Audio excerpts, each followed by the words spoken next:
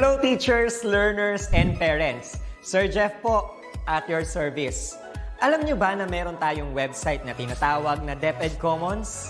Ang DepEd Commons ay binuo upang gawing accessible ang pagtuturo at pag-aaral dito sa ating bansa gamit lamang ang inyong mga smart devices gaya ng cellphones, tablets, at computers.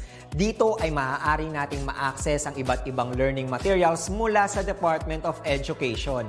Meron itong mga interactive materials, electronic self-learning modules, at instructional video lessons mula sa DepEd TV na tiyak na makatutulong sa pag-aaral ng mga mag-aaral galing ka man sa public o private school.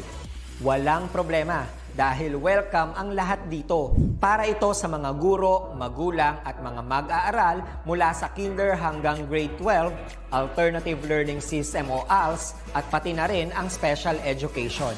At huwag kang mag-alala dahil kahit walang load ay maaari mong ma-access ang mga learning materials. Tama, libre ito. Ang kailangan mo lamang gawin ay i-on ang iyong data at buksan lamang ang iyong browser at i-type ang commons.deped.gov.ph. Alam na ba ng iyong mga kasamahang guro o mag-aral ang tungkol sa DepEd Commons? I-share mo na ang video na ito upang matuto rin sila kung paano gagamitin ang DepEd Commons sa mabilis at napakadaling paraan. Muli, ito po si Sir Jeff at kita-kits po tayo sa DepEd Commons. Paalam!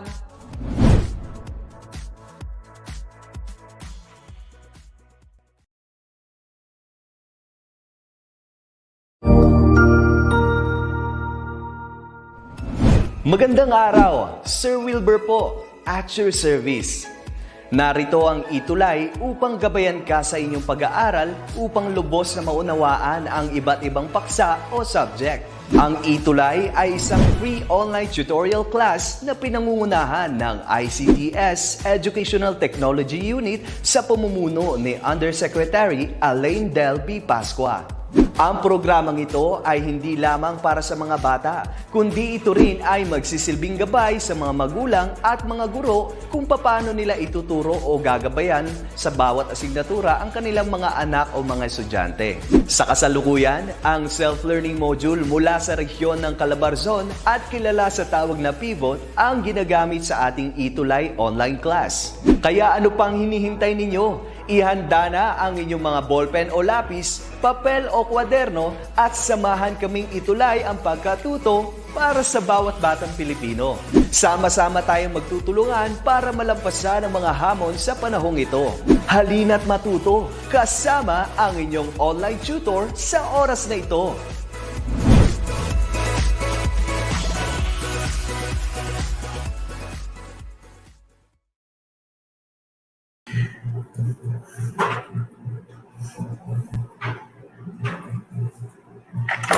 Ayan, hello! Isang mapagpalayang hapon sa inyong lahat. Kamusta kayo? I hope you're doing fine, doing great. Despite and in spite of all the calamities happen in the whole world. Yes, and most especially in Davao City, masyadong maulan ngayon. Sana lahat ng mga taga Davao dyan, ingat-ingat po tayo at sa mga karating nating bayan. Hello po. By the way, sa mga hindi nakakakilala pa sa akin, ako nga pala ang inyong bibang tutor, Tutor Rogar. I am here to give ETUlay online tutorial every Monday, Science 7 po.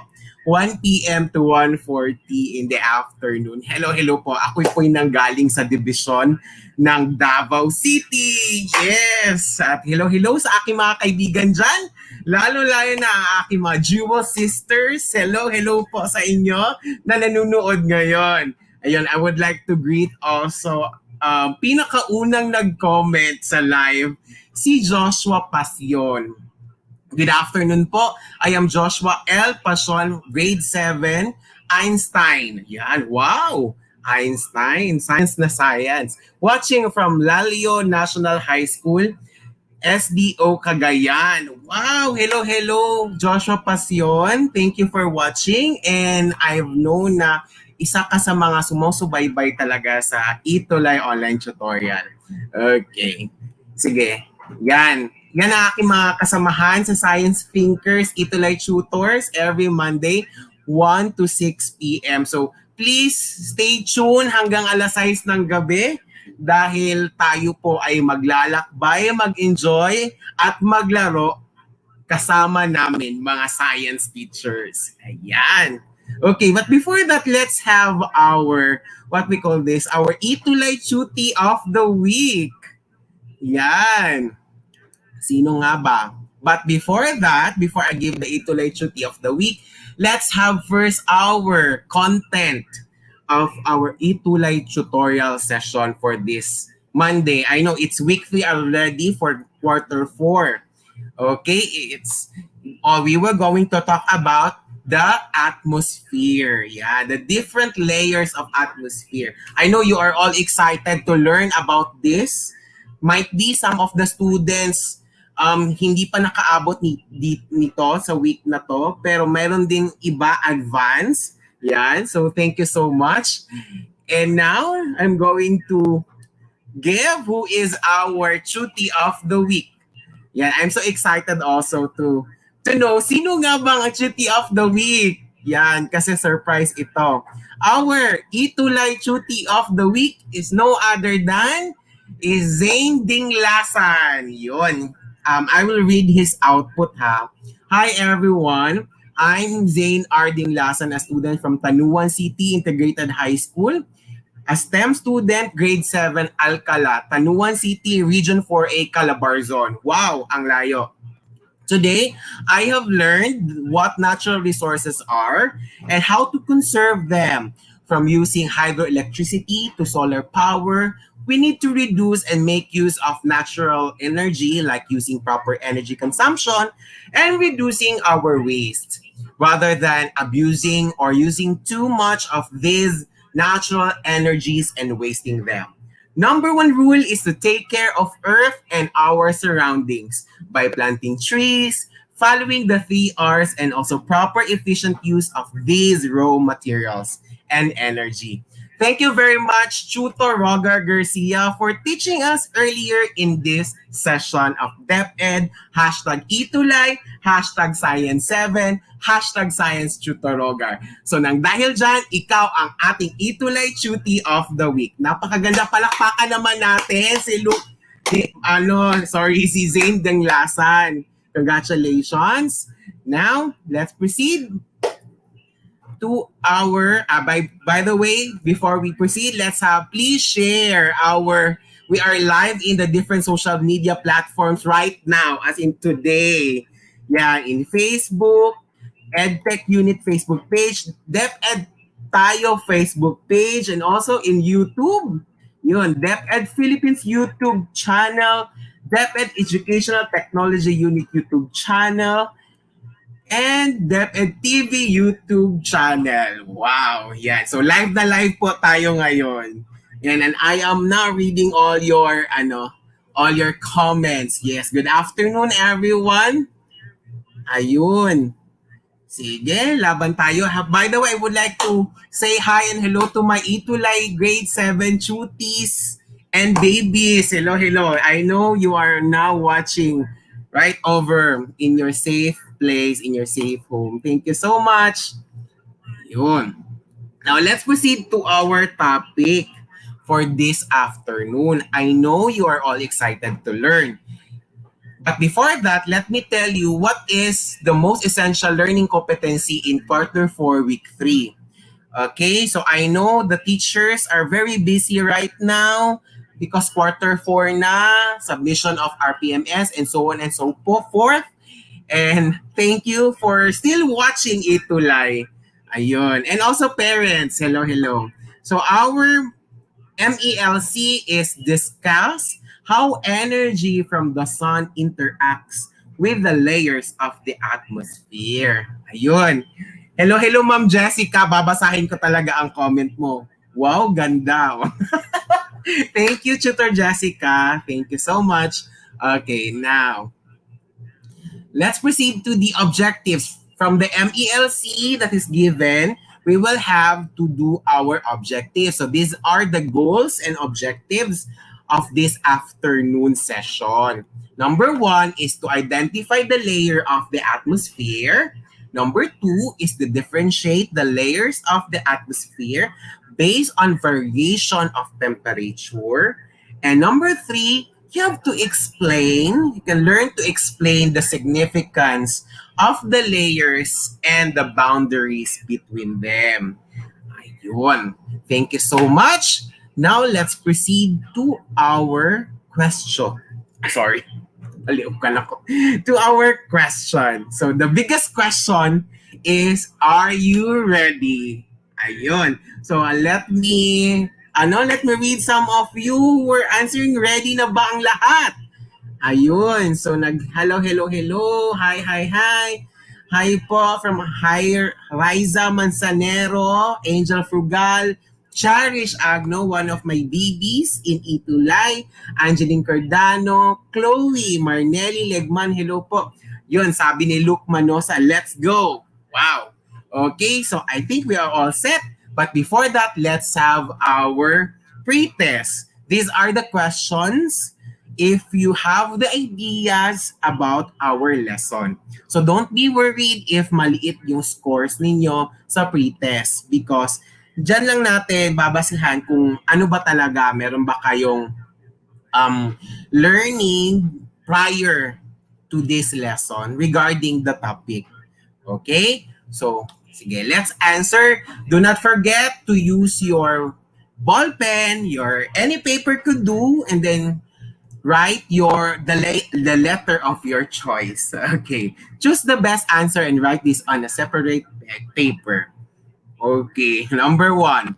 Which of the following elements can be found in the Earth's atmosphere? A. Argon and neon. B. Carbon dioxide and helium. C. Nitrogen and oxygen. Or letter D. Radon and xenon. Okay, don't forget to write your number so that I could able to know the answer. Okay, so now let's read your answers. Zane Dinglasan, the best cutie of the week, answered C. Joshua C. Jamie C. Marnelli C. Okay. Hello to Lorena Jane Pagulayan. Hello. Cian answered C. Jarish Agno, I'm ready, sir. Yes, we're all ready. Okay, all of your answers are letter C. So let's check. Very good. It's letter C. Wow. Congratulations. Now let's proceed to number 2. What is the relationship between temperature and altitude in the troposphere? Sorry na, wrong spelling lang yung troposphere, but it's troposphere. A. As the altitude increases, temperature increases. B. As the altitude increases, temperature decreases. C. As the altitude decreases, temperature decreases. Or letter D. As the altitude increases, temperature remains the same. What's your answer for number 2? Okay. Hello po sa mga sa mga sagot ninyo. Thank you for answering the questions. Ayun. Okay.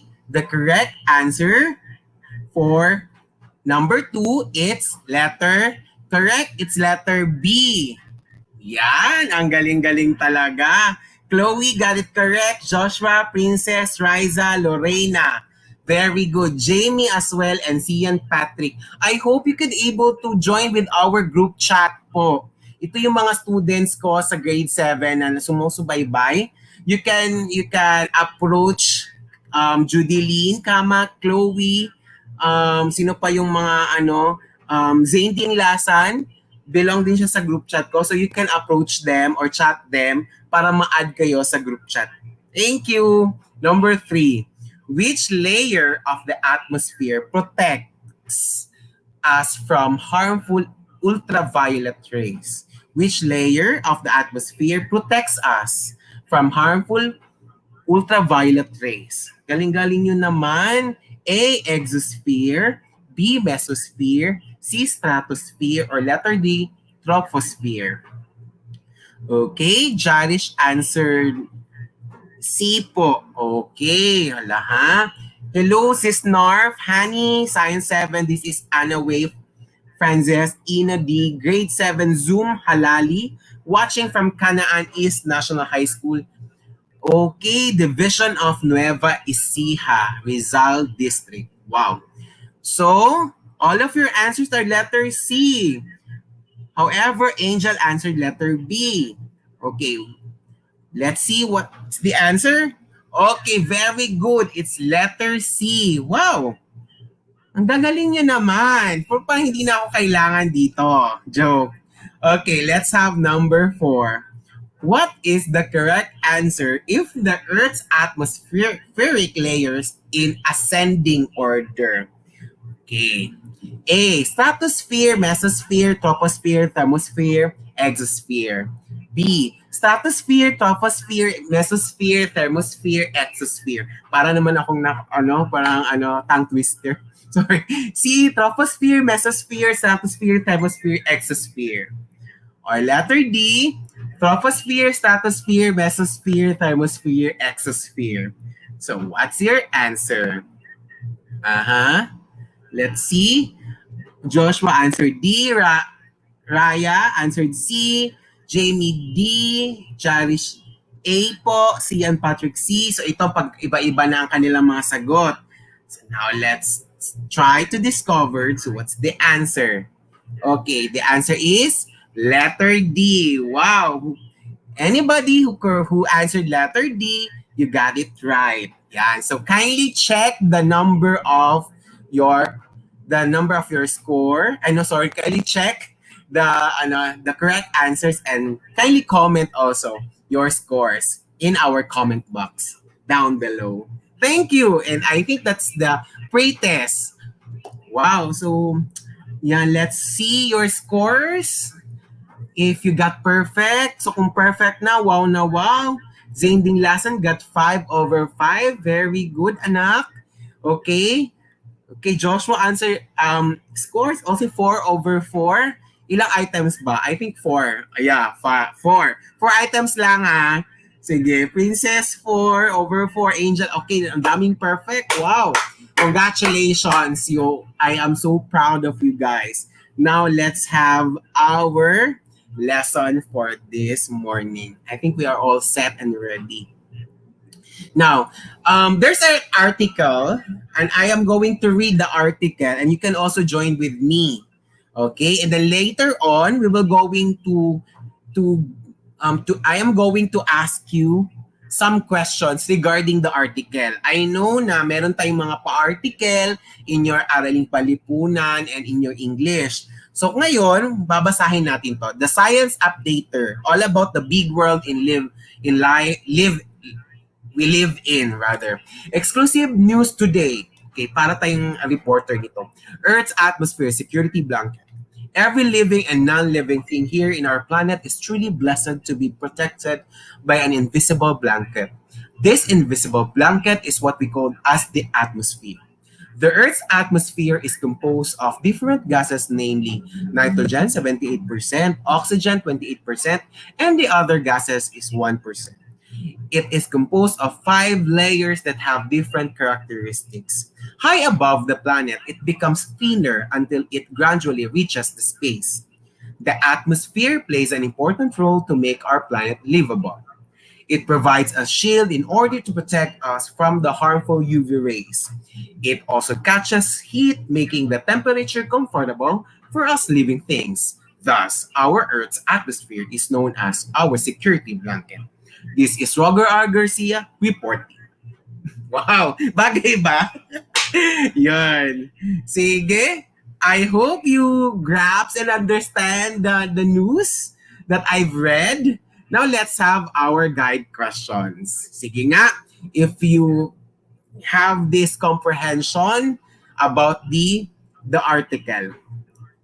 Number 1. What is the most abundant gas in the atmosphere? What's your answer?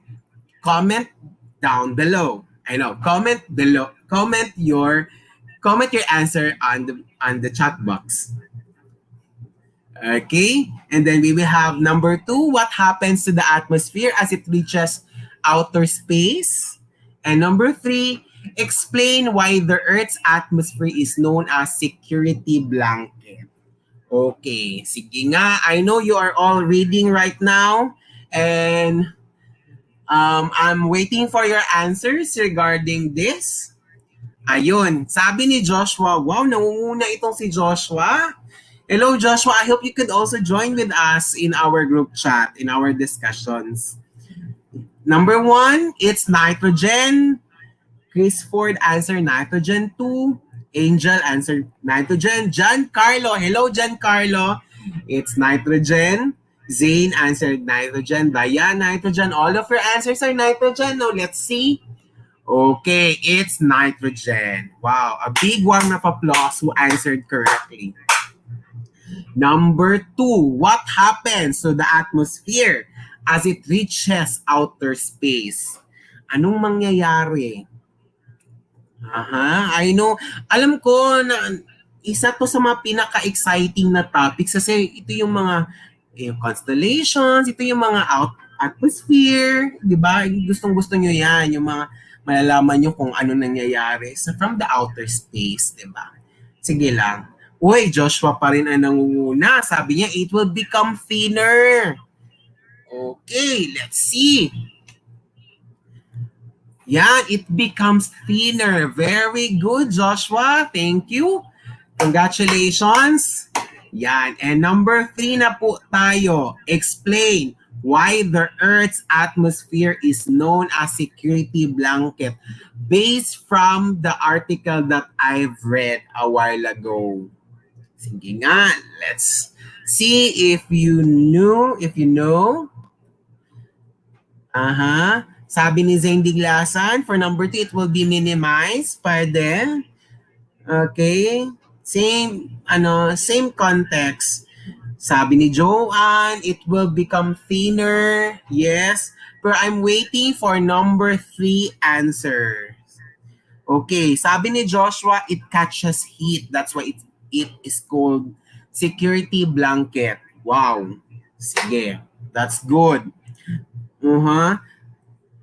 Okay, Riza answered it catches heat. Okay. I think we have to proceed now to the answer. Okay.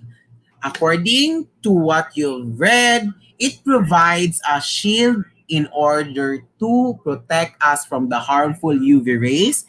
It also catches heat, making the temperature comfortable for us living things. Yan. So, pagpapasalamat tayo sa atmosphere, the different layers of atmosphere, because it provides a security blanket or shield for us, not for us to be harmed. Diba?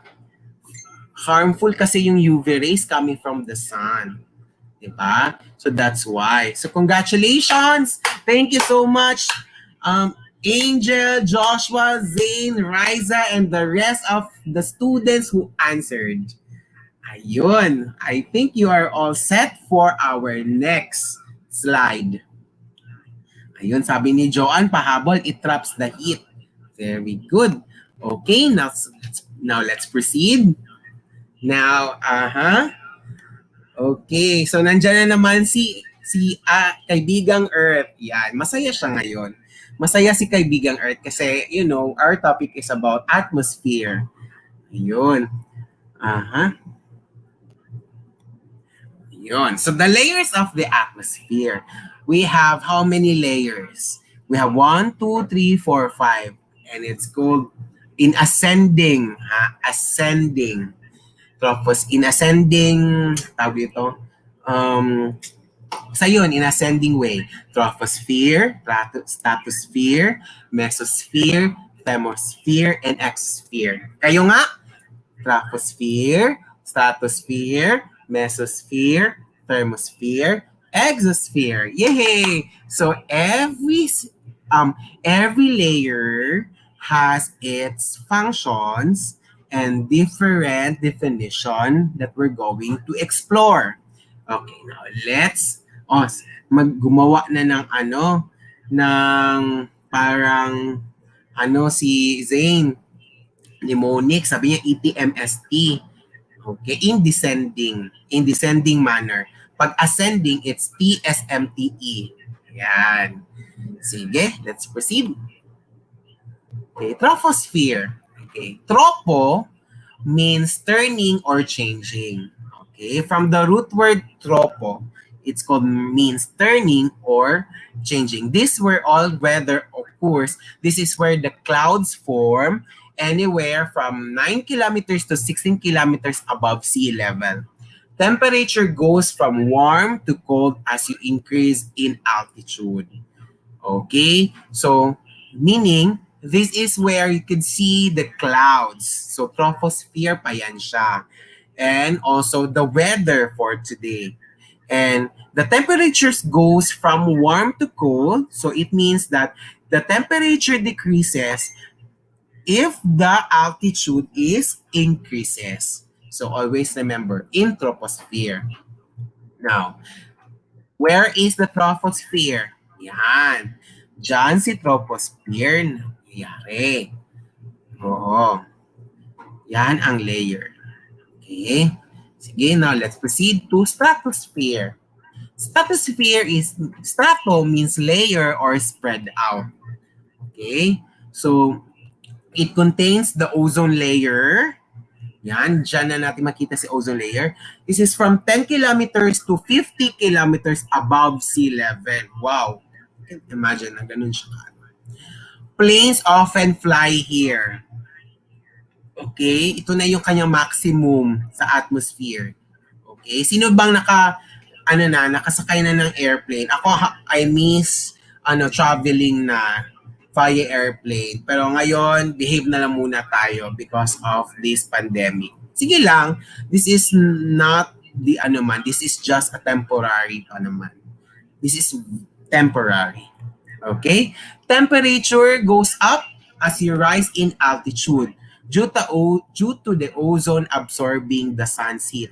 So, take note, dito sa stratosphere, dito nag-contain yung ozone layer. So, therefore, you may observe, di ba? You may able to know that the temperature goes up. So, mainit siya dito because of the ozone layer absorbing the sun's heat. Remember that the ozone layer protects us from the UV rays and specifically in stratosphere. Okay, next. Diyan si stratosphere. Okay, let's proceed. Mesosphere. Si meso means middle. Okay, dito siya sa pinaka-middle and it's the middle layer of the atmosphere. It starts at 50 kilometers above sea level and ends at 80 kilometers. This protects the Earth from meteoroids. Alam mo naman, pag meteoroids or meteors, di ba?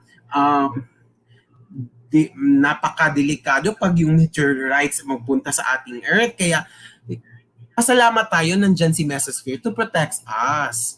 And then, temperature goes down na naman as altitude goes up. Okay? Kasi na-conquer na doon sa, the earlier, what we call this, the earlier atmosphere layer. Yun. Sige. So, habang tumataas, bumababa na naman ang temperatura dito sa mesosphere. So, saan si mesosphere? Yan. Okay. Next, we have thermosphere. Thermo means heat. Yan. The temperatures reach up to 1,800 degrees Celsius or 3,272 degrees Fahrenheit. So, mainit dito. Space shuttles fly here and also where the auroras are found. Yun. Ang ganda ng aurora. UV and X-ray radiation from the sun are absorbed in this layer 2. Ayun. Kaya mataas ang temperature dito. Temperature reach up to 1,800 degrees Celsius. Okay? So, ito ang image ng aurora. Yan. Sino na nakapunta ng mga northern place like Alaska, yung mga malalamig na lugar. Yan. Auroras, referred to as northern lights, are caused when the solar winds strike gases in the atmosphere above the poles. Wow. Diba? Ang ganda. I hope I could visit also Alaska, saan pa yung mga Iceland, yung gana. Okay? And the last layer is Exosphere. This is the second layer of the Thermosphere. Okay? Extends from 400 kilometers and extends into space. Ito na yung pinaka-huling-huli. Kaya hottest of all the layers. Satellites orbit Earth in this layer. Yan. So dito na yon si satellite na makikita. Okay. Sabi ni Zane Dinglasan, a very beautiful scenery. Yes, in pag nakakita kayo ng personal talaga na aurora, mapapawaw kayo. Kaya ako hindi pa ako nakakita. I hope and pray, I envision to visit there. Okay?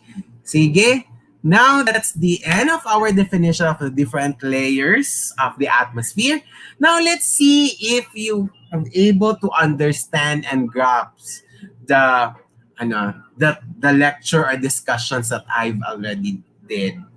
Okay, so let's answer this.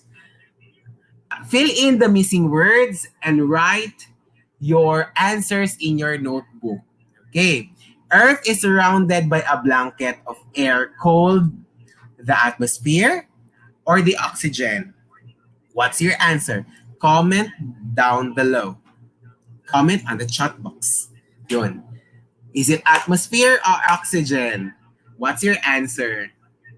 Yan. Thank you so much. Okay. Helyag said love, answered atmosphere. Zane answered atmosphere. The correct answer is the atmosphere. Very good. Wow. Next, the atmosphere is a mixture of blank. Is it gases or rocks? Thank you so much for your answers for number 1. Very good. Lahat kayo ay tama. Ayun. Is it, let's go for number 2. Diane Lee, Simon Tugibaw. Ay, sorry. Diane Lee, Simon Balagaw answered gases. Okay, Joshua, Zane, Helyag, Luke, Caroline, Angel, and the rest of the students, teachers, and parents. The correct answer is gases. Very good. Wow. Number 3, about 3/4 of the atmosphere is blank. Is it oxygen or nitrogen? I've already said this one a while ago during our reading of the article. Yan. The correct answer is nitrogen. Very good, Elben Jan Santos. Next, the layer of atmosphere closest to Earth is the troposphere or carbon dioxide.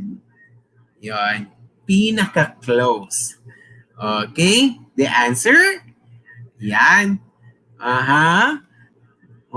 Okay, Joshua answered troposphere. Very good. Wow. Galing-galing. Gusto ko ng ang araw na to. Ang daming ang active. Maraming salamat. Number 5.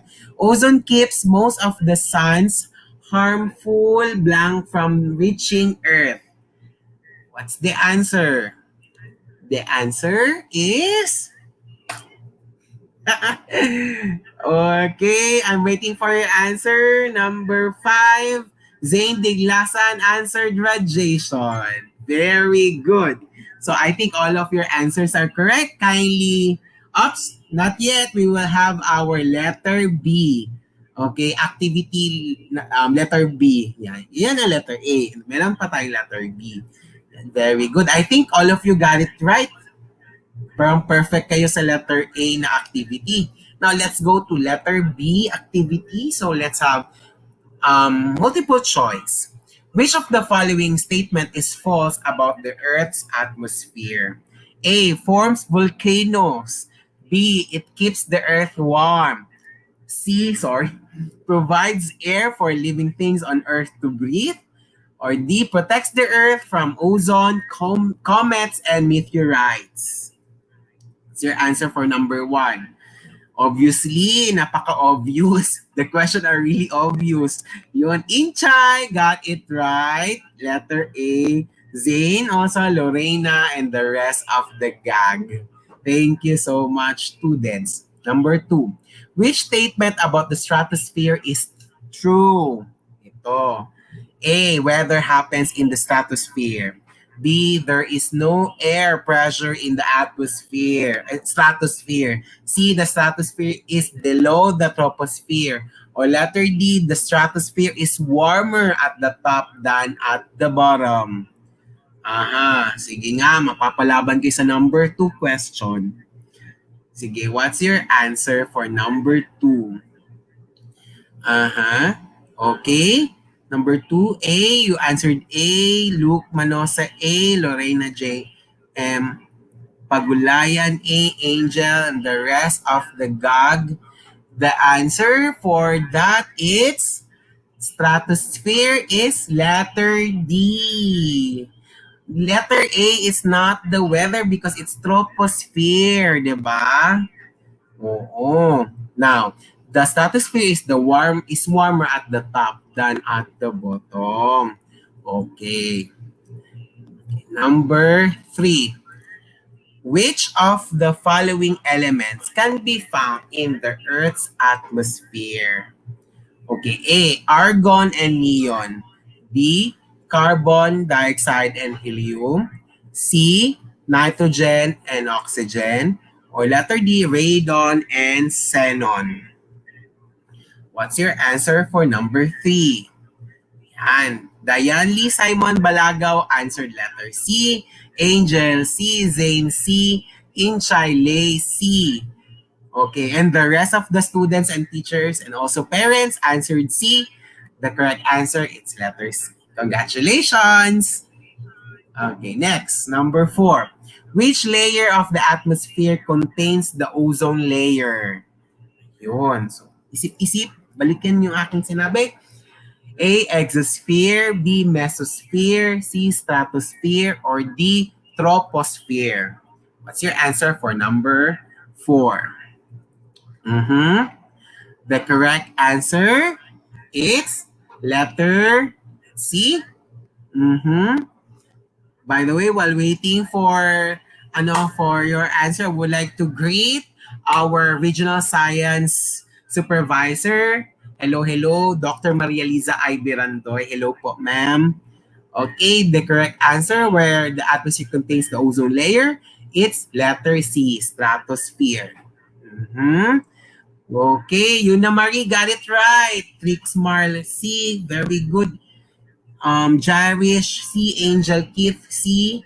Ayun, Joshua answered C, Diane C. Okay, good. Now, next. What number are we now? 5. What is the correct order of the Earth's atmospheric layers from the bottom to top? Okay, in ascending manner. A, SMTTE or stratosphere, mesosphere, troposphere, thermosphere, exosphere. B, stratosphere, troposphere, mesosphere, thermosphere, exosphere. C, troposphere, mesosphere, stratosphere, thermosphere, exosphere. Or letter D, troposphere, stratosphere, mesosphere, thermosphere, exosphere. The correct answer is, for number 5, it's letter D. Yan, very good, Zane Dinglasan, Riza, Chris Ford. Yan. Okay. Next, in which layer do auroras occur? Ito yung magandang tanawin. A, exosphere, mesosphere, stratosphere, or thermosphere? Okay, so what's your answer for number 6? Hello, Stephanie Gitang Basig. Hello po, sir, watching from Baquero Integrated School. Hello po. Ayun, Angel Frugal. Hello po. Okay, so what's your answer for number... Okay, it's letter D. Correct, Riza Manzanero. Joshua also correct. Zane correct. Diane. Oh no, it's not A. It's letter D. Thank you and congratulations. There's more. Sige, laban lang. What is the function of the ozone layer? A, to keep oxygen in. B, to allow meteors to get to the Earth. C, to allow meteors to get to Earth? Or letter D, to block UV rays from getting to Earth? What's your answer for number 7? Okay, the correct answer is letter D. Very good. Yan. Next, this is the layer where airplanes fly. A, Exosphere. B, Mesosphere. C, Stratosphere. D, Troposphere. What's your answer? For number 8. Okay. Look, Nanosa answered letter D. Okay. Some of you answered letter D. Okay. So magkalo-halo. So the correct answer for number 8 is letter C. It's Stratosphere. Okay. Riza got it right. Trixmarl, correct. Dayan, Zane, our best cutie of the week. Jarish, also Chris Ford, and the rest of the students and teachers, or be it a parent. Okay, congratulations. The last question rather. Most of the clouds are formed in the blank. A, Exosphere. B, Mesosphere. C, Stratosphere. Or letter D, Troposphere. Okay, that's the answer. 9, Luke answered letter D. Okay, let's see if it is correct. Inchai also D. 9, Inchai answered B. Zane letter D. Okay. John Nathan Tejada student is answered letter D, and the rest answered letter D. Now let's see if we're correct. Okay, very good. Wow. And that's the end of our questions. Kindly chat or comment your scores or your score. Okay, it's 14 items. 14. So, sir, but 14? Sige lang, okay lang. Bet ko 14. Ayun. Sige, kindly comment your scores. Ayun, Joshua's score is 12 over 14. 2 mistakes. Very good. Sabi ni Inchay, wala na, talo na. Oh, walang talo dito, Inchay. Don't be sad. Lahat tayo panalo dito. Okay, don't worry. Zane has 1 mistake, 13 over 14. Ayun, Dayan scores 12 over 14.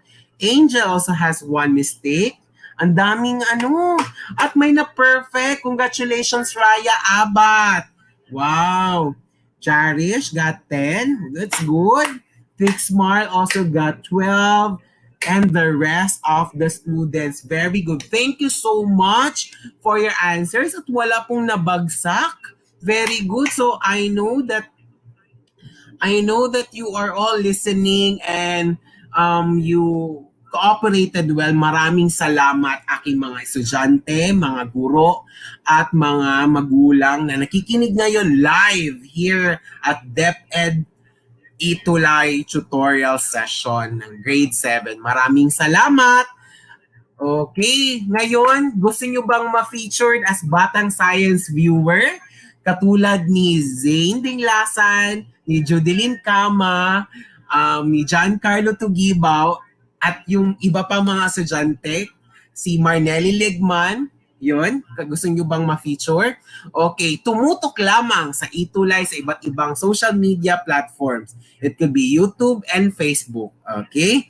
At mag-post ng selfie at mga output na may hashtag na #ScienceTutorRoger. So ano yung output na ilalagay? Yung output kung ano yung natutunan ninyo, kung ano yung dapat gawin, kung paano nyo mai-apply yun sa sarili ninyo. So pipili ako ng isang estudyante na i-feature ko next week. Okay? Sa week 4.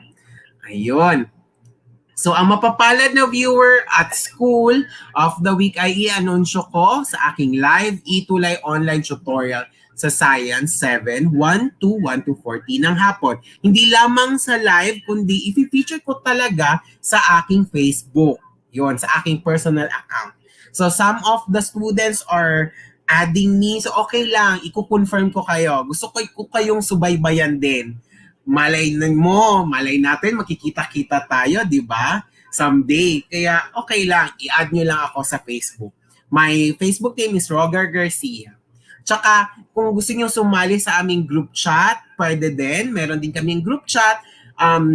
Mag-chat lang kayo any of my students. Yeah, it could be si Judeline Kama, Giancarlo Tugibaw, Zane Dinglasan, and hindi ko ma-memorize ang lahat, si Marnella Ligman and others.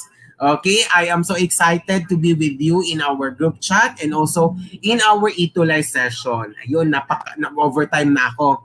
So kita-kits mga batang siyensya, gusto ko masaya ka, kaya tayong lahat ay masaya. Okay, once again, please share our social media platforms. It could be YouTube or it could be in Facebook. Maraming salamat. Once again, I am your Chuti of the Week every Monday, 1 p.m. to 1:40. Ako nga pala si Chuto Rogar. Maraming salamat sa inyong pakikinig at pagsubaybay sa ETUlay online tutorial. Ako po ay nagagalak at masayang-masaya ako na kayo ay makasama ko. Maraming salamat. Hello, Luke. Luke po ito. Yes, hello, Luke.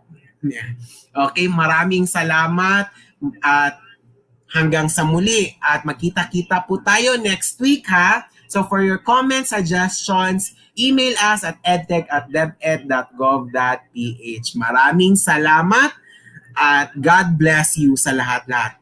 And up next is Tutor Z of Science 8. So tuloy-tuloy po tayo, lahat ng mga Science Grade 8 dyan, students and teachers. Okay, tumutok na. Maraming salamat. Paalam!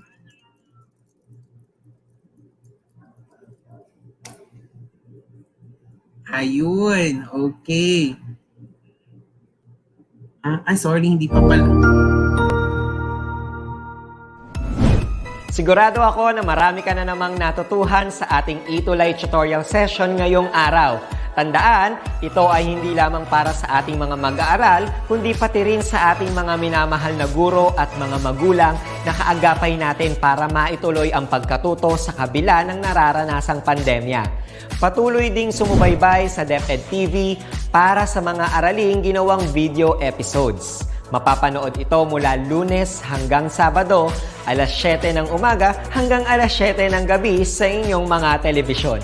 Abangan bukas mula 1:00 ng tanghali ang iba pang aralin sa ating ETUlay free online tutorial session sa English. I-like and subscribe at manatiling nakasubaybay sa ating ETUlay tutorial session sa DepEd Edtech Unit FB page at Educational Technology Unit channel sa YouTube at sa DepEd Tayo at DepEd Philippines social media accounts.